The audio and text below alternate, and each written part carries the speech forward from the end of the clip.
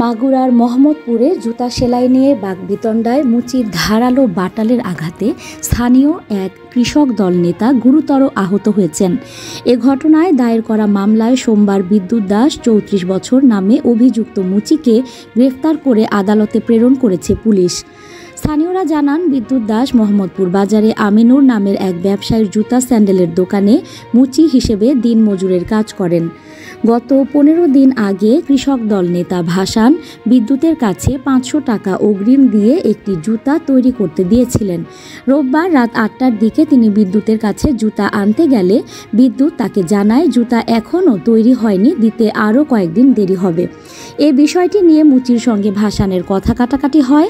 কথা কাটাকাটির এক পর্যায়ে হাতাহাতি হয়। পরে মুচি বিদ্যুৎ তার কাজের ধারালো বাটাল দিয়ে ভাসানকে কুপিয়ে জখম করে।